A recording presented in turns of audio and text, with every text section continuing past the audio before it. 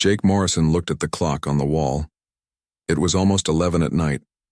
He wiped his dirty hands on an old rag and stepped back from the red pickup truck. The engine was finally running smooth again. The owner would be happy when he came to pick it up tomorrow morning. The small garage sat next to Highway 47, about 20 miles outside the city.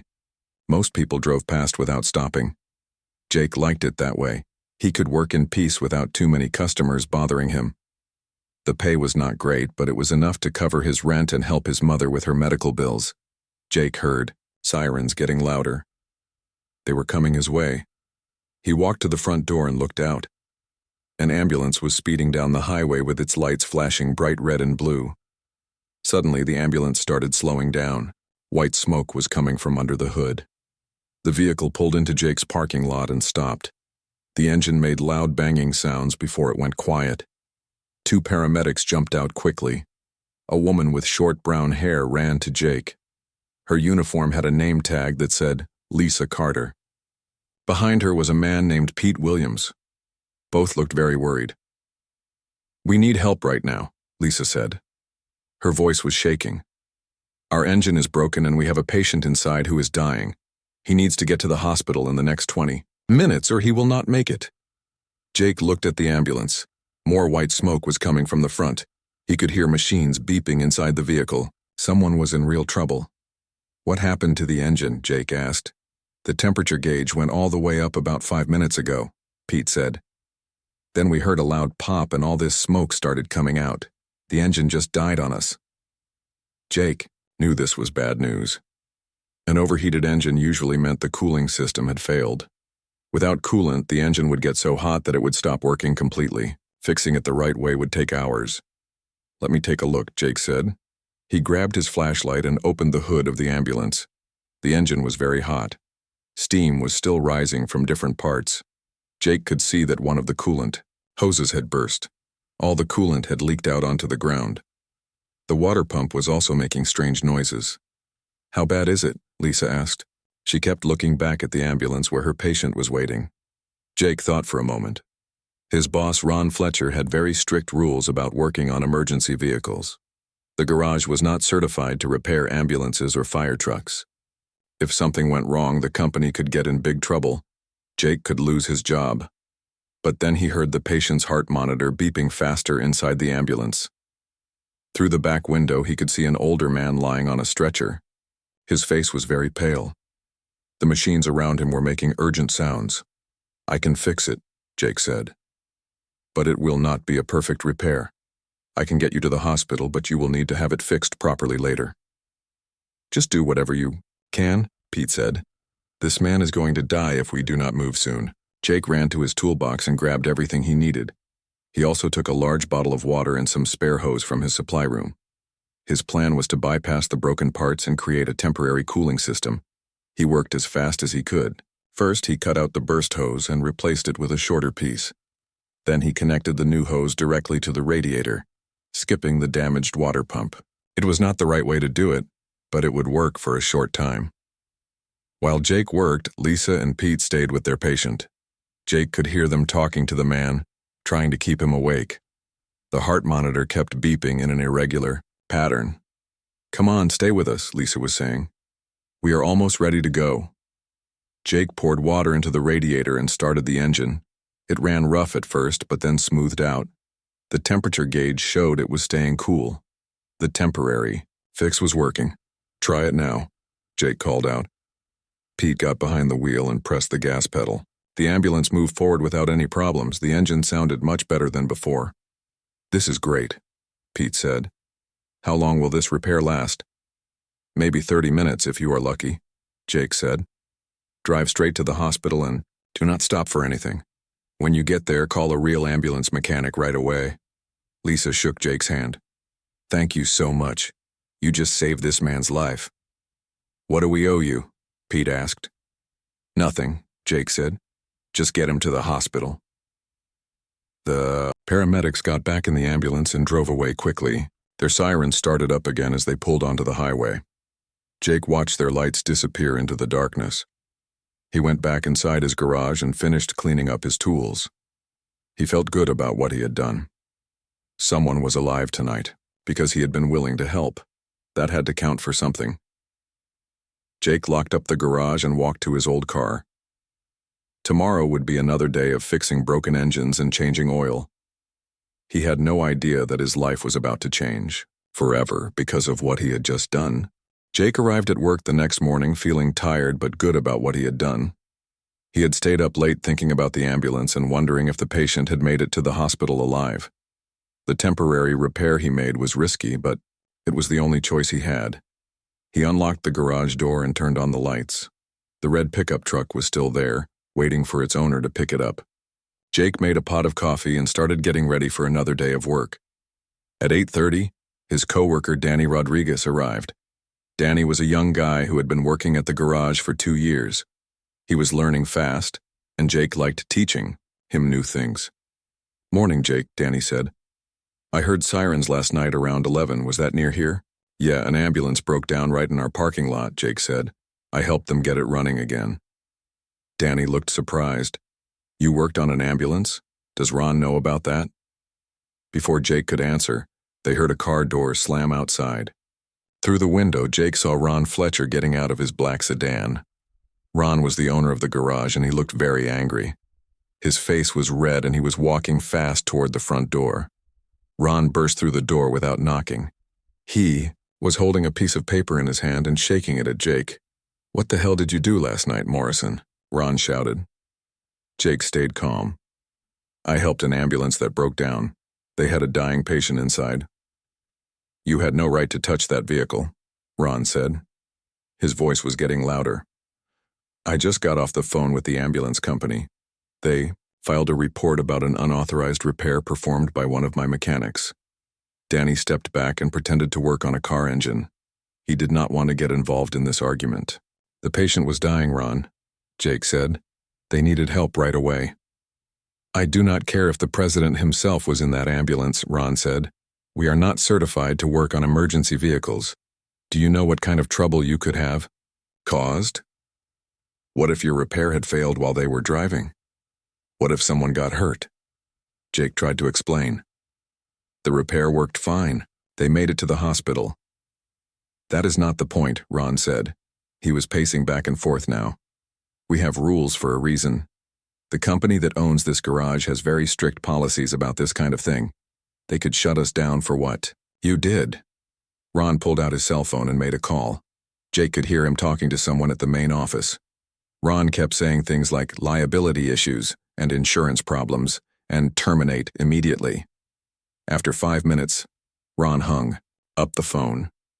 He looked at Jake with no expression on his face. "Clean out your locker, Morrison. You are fired." Jake felt like someone had punched him in the stomach. "You cannot be serious, Ron. I saved someone's life." "You broke company policy," Ron said. "The decision comes from the main office. They want you gone today."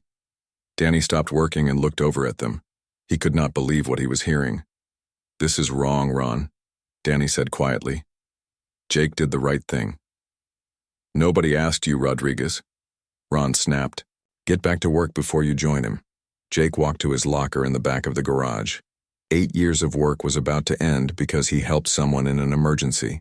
He pulled out his personal tools, some old work clothes, and a picture of his mother that he kept on the shelf. Danny came over when Ron was not looking. "This is crazy, Jake. Everyone knows you are the best mechanic in this place." "It does not matter now," Jake said. He closed his locker and handed Ron the key. "Corporate policies are corporate policies," Ron said. He did not look Jake in the eyes. "I have to protect this business." Jake carried his box of belongings to his car. Ron followed him outside and watched as he put everything in the trunk. "For what it is worth, Morrison, you are a good mechanic," Ron said. "But good mechanics follow the rules." Jake started his car and rolled down the window. "I hope you can sleep at night knowing you fired someone for saving a life." He drove away without looking back. In his rearview mirror, he could see Ron standing in the parking lot and Danny watching from the garage door. Jake drove home to his small apartment across town. He lived alone in a place that was cheap but clean. The rent was $400 a month, and he had about $600 in his savings account. His mother lived in a nursing home that cost $800 a month. Jake paid for most of it because her Social Security check was not enough. He sat on his couch and looked at the help wanted section of the newspaper. There were not many jobs for mechanics in this area. Most of the good positions required experience with newer computer systems that Jake had never learned to use. His phone rang. It was his mother calling from the nursing home. "Hi, Mom," Jake said. "Hello, dear. How was work today?" Jake did not want to worry her. "It was fine, Mom. How are you feeling?" "I am doing well. The nurses here are very nice. Did you remember to pay the bill this month?" "Yes, Mom. Everything is taken care of." After he hung up, Jake put his head in his hands. He had no job, no money coming in, and bills to pay, all because he had tried to help someone who was dying. He looked out his window at the city lights. Somewhere out there, a man was alive because of what Jake had done last night, but that man would never know the price Jake had paid for saving his life. 3 days passed since Jake lost his job. He spent most of his time sitting in his apartment looking through job listings on his old computer. The few mechanic jobs he found either paid very little money or required skills he did not have. Modern cars had too many computer parts that Jake had never learned to fix. He had called his mother every day to check on her. She still did not know he was unemployed. Jake did not want to worry her about money when she was already sick. The nursing home bill was due in 2 weeks, and Jake had no idea how he would pay it. On Thursday morning, Jake was drinking coffee and reading the newspaper when someone knocked on his door. He was not expecting anyone. Most of his friends were at work during the day, and his neighbors rarely talked to him. Jake opened the door and saw 2 people standing in the hallway. One was a woman in a paramedic uniform. Jake recognized her right away. It was Lisa Carter, the paramedic from the ambulance that night. Next to her stood a man in an expensive dark blue suit. He was about 60 years old with gray hair and looked very important. His watch was gold and his shoes were shiny and new. Jake had never seen anyone dress so well in his apartment building. "Mr. Morrison," the man said. He held out his hand to shake. "My name is Charles Bennett. I believe you saved my life 3 nights ago." Jake stared at the man. He did not understand what was happening. "I am sorry, but I do not know who you are." Lisa stepped forward. "Jake, this is the patient who was in our ambulance that night, the man you helped us save." Jake looked back and forth between them. The patient had been unconscious when he saw him through the ambulance window. This man looked healthy and strong, nothing like the dying person Jake remembered. "May we come in?" Charles asked. "I have something very important to tell you." Jake let them into his small apartment. He was embarrassed about how it looked. The furniture was old and there were job listings spread across his kitchen table. He quickly gathered up the papers and offered his guests the only 2 good chairs he had. Charles sat down and looked around the apartment. His expression was serious but not unfriendly. "Lisa told me what happened that night," Charles said. "She also told me that you were fired from your job for helping us. I want you to know how sorry I am about that." Jake sat on the edge of his couch. "I still do not understand who you are. My name is Charles Bennett. I own Bennett Automotive Industries." Jake's mouth fell open. Everyone who worked with cars knew about Bennett Automotive. They made some of the most expensive and advanced vehicles in the world. Their cars cost more money than Jake made in 2 years. Charles Bennett was one of the richest men in the country. "You own Bennett Automotive?" Jake said quietly. "I do," Charles said. "And 3 nights ago I was having dinner with some business partners when I had a massive heart attack. The doctors told me later that I actually died twice in the ambulance on the way to the hospital." Lisa nodded. "His heart stopped for almost 3 minutes the first time. We got it started again, but then the engine overheated. If we had been stuck there for even 10 more minutes, we would have lost him for good." Charles leaned forward in his chair. "The doctor said that the delay caused by our breakdown should have killed me. The only reason I am sitting here today is because you fixed our ambulance and got us moving again." Jake did not know what to say. He had saved the life of one of the most important businessmen in America and had no idea. "I heard about what happened to you at work," Charles continued. "Lisa tracked you down because she wanted to thank you properly. When she told me you were fired for helping us, I knew I had to do something about it. I just did what anyone would. Do, Jake said. No, Charles said firmly. Most people would have worried about their job and their company policies. You put a human life first, that takes real courage. Charles reached into his jacket and pulled out a business card. He handed it to Jake. I want you to come visit my main factory tomorrow morning. There is something I want to show you and something I want to offer you. Jake looked at the card. It was thick and expensive with gold letters. It had Charles Bennett's name and the address of Bennett Automotive's headquarters. What kind of offer? Jake asked. A job, Charles said. But not just any job. I want you to help me start something new, something that will make sure what happened to you never happens to another mechanic who tries to help people in emergencies. Lisa smiled. Tell him about the program, Charles. Charles stood up. I will explain everything tomorrow, but I can promise you this. If you accept my offer, you will never have to worry about money again, and more importantly, you will be helping to save lives across the entire country. Jake felt dizzy. This had to be a dream. 3 days ago, he was unemployed and worried about paying his bills.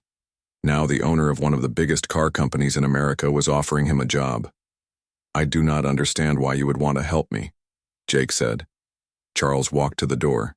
Because you helped me when I needed it most. You did not know who I was or whether I could pay you back. You just saw someone who needed help, and you gave it. That is exactly the kind of person I want working for me. Before leaving, Charles turned back to Jake. One more thing. I have already taken care of your mother's nursing home bill for this month and next month. A man should not have to worry about his family when he has done something heroic. After they left, Jake sat alone in his apartment holding the business card. He could not believe what had just happened. Tomorrow his life might change completely, all because he had decided to help a stranger 3 nights ago. Jake woke up early the next morning. He had barely slept all night thinking about his meeting with Charles Bennett. He put on his best clothes, which were just a clean pair of jeans and a button-up shirt. Everything else he owned had grease stains, or holes in it. The drive to Bennett Automotive took 40 minutes. Jake had never been to this part of the city before. The buildings got bigger and newer as he drove. When he finally reached the Bennett Automotive headquarters, he could not believe his eyes. The main building was 20 stories tall and made of glass and steel. It looked like something from a science fiction movie. Around it were huge factories where thousands of people worked. Jake could see robots moving car parts through windows. Everything looked clean and modern. Jake parked his old car next to a row of expensive vehicles in the visitor parking lot. His beat-up sedan looked terrible next to the shiny new cars that Bennett employees drove. At the front desk, a woman in a nice suit was waiting for him. Mr. Morrison? Mr. Bennett is expecting you. Please follow me. She led Jake to an elevator that went straight to the top floor. When the doors opened, Jake stepped into an office that was bigger than his entire apartment. One wall was made completely of windows that looked out over the whole city. Charles Bennett was standing behind a large wooden desk. He was wearing another expensive suit and looked like he belonged in this fancy office. When he saw Jake, he smiled and walked over to shake his hand. Jake, thank you for coming. I hope you found the place okay. It was not hard to find, Jake said. This building is huge. Charles laughed. It has grown quite a bit over the years. Come, let me show you around the factory. I want you to see what we do here. They took another elevator down to the factory floor. Jake had never seen anything like it. Hundreds of workers in clean uniforms were building cars using the latest technology. Robot arms moved heavy parts while humans did the detailed work. Everything was organized and efficient. We build about 500 cars a day in this facility, Charles said as they walked through the factory. Each one takes about 18 hours from start to finish. Jake watched a team of mechanics installing an engine into a luxury sedan. They used computer screens to guide their work and had tools that Jake had only dreamed of using. Your mechanics here have the best equipment I have ever seen, Jake said. That is important to me, Charles said. I believe that good workers deserve good tools, but tools are not everything. The most important thing is having people who care about their work and are willing to do the right thing even when it is difficult. They continued walking through different parts of the factory. Charles showed Jake the design center where engineers created new car models, the testing facility where they made sure every vehicle was safe, and the training center where new employees learned their jobs. I started this company 30 years ago with just 12 employees, Charles said. Back then I was working as a mechanic myself. I knew that the car industry needed to change. Too many companies cared only about making money, and not enough about making good products or treating their workers well. They sat down in a conference room overlooking the factory floor. Charles ordered coffee for both of them from his assistant. Jake, I want to tell you about an idea I have been thinking about for a long time, Charles said. What happened to you the other night made me realize it is time to make this idea real. Charles pulled out a folder full of papers and spread them on the table. Jake could see charts and drawings and plans for something big. I want to create a new division of my company called Emergency Response Services, Charles said. The goal would be to train mechanics all across the country to help emergency vehicles when they break down. Jake looked at the papers. There were maps showing locations for training centers and lists of equipment that would be needed. Right now, when an ambulance or fire truck breaks down, they have to wait for a certified emergency vehicle mechanic, Charles continued. That can take hours. People die while they wait. But there are thousands of regular mechanics like you who could help if they had the right training and permission. Charles pointed to one of the charts. I want to set up a network of participating garages. We would train their mechanics and give them special certification. When there is an emergency, they would be allowed and encouraged to help. Jake was starting to understand. So mechanics would not get in trouble for helping emergency vehicles anymore? Exactly, Charles said. And more than that. We would pay them well for emergency calls. We would provide insurance coverage. We would give them the best tools and training available. Charles leaned back in his chair. I want you to be the head of this new division, Jake. You would travel around the country setting up training programs and recruiting mechanics. You would write the procedures and teach other people how to do what you did that night. Jake felt overwhelmed. I do not know anything about running a big program like this. You know the most important thing, Charles said. You know what it means to put human life first. Everything else can be learned. Charles pulled out another paper. It was a job offer with more money than Jake had ever imagined making. The salary was 10 times what he made at the garage. There is one more thing, Charles said with a smile. I have been making some phone calls about your old boss, Ron Fletcher. It turns out his garage is part of a chain owned by a bigger company. And it turns out I just bought that company yesterday. Jake stared at Charles. You bought the company that owns Ron's garage? I did, Charles said. Ron Fletcher is about to get some new corporate policies. And I believe he owes you an apology. 6 months later, Jake stood on a stage in front of 500 mechanics from all over the country. He was wearing a new uniform with the Emergency Response Services logo on the chest. The logo showed a wrench and a medical cross working together. The conference was being held in a big hotel in Chicago. Mechanics had come from every state to learn about the new emergency repair program. Jake looked out at the crowd and saw faces that reminded him of his own past.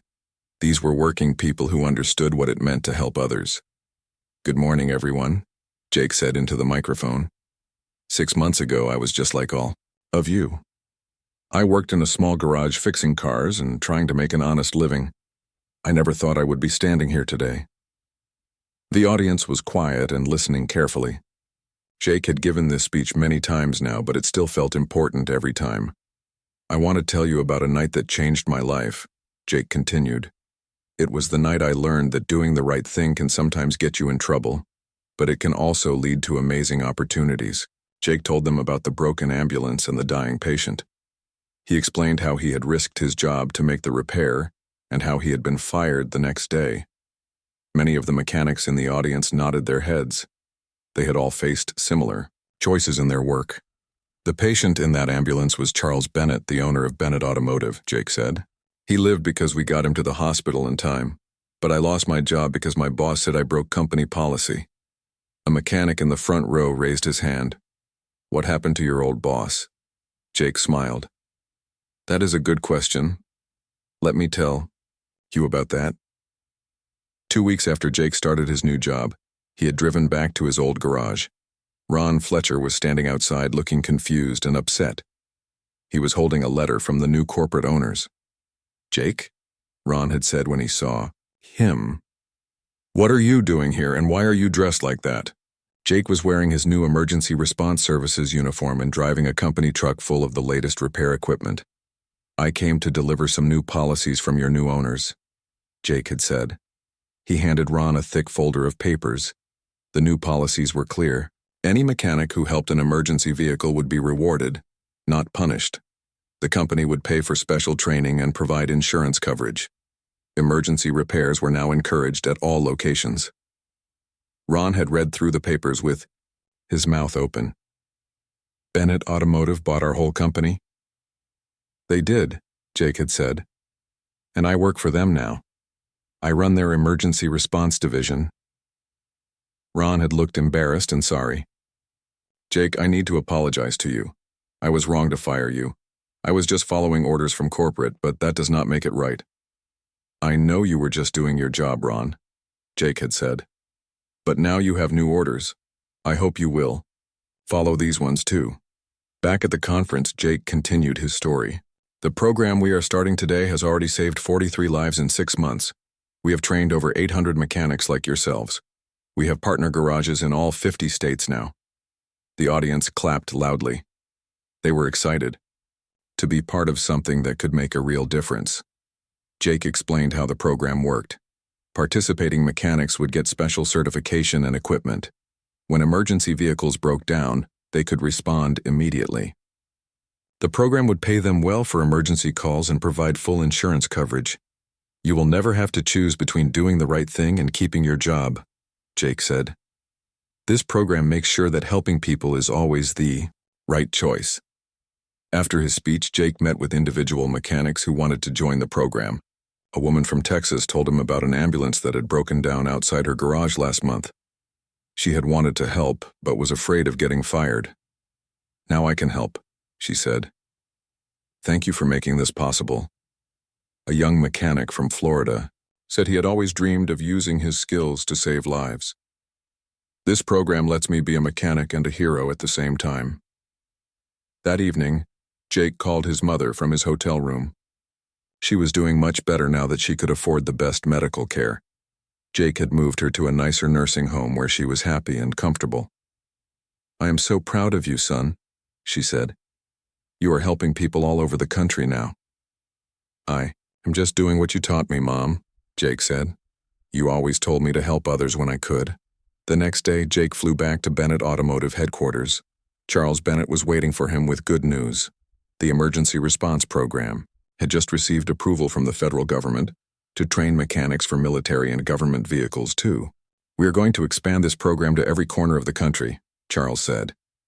"And it all started because one mechanic decided to do the right thing." Jake looked out the window at the city below. Somewhere down there, mechanics were working, in their garages just like he used to do. Some of them would face the same choice he had faced that night 6 months ago. But now they would have support and protection when they chose to help. Lisa Carter and Pete Williams had visited Jake the week before. They were now trainers for the program, teaching mechanics about emergency medical situations. The ambulance company had made them special ambassadors for the emergency response services. Jake had received many awards for his work, but the one that meant the most to him was a simple thank you letter from a family in Ohio. Their father had survived a heart attack because a mechanic trained in Jake's program had fixed their ambulance in time. Jake Morrison had learned that one moment of courage could change everything. He had been fired for repairing an ambulance in an emergency, but that single act of kindness had created a movement that was saving lives across America.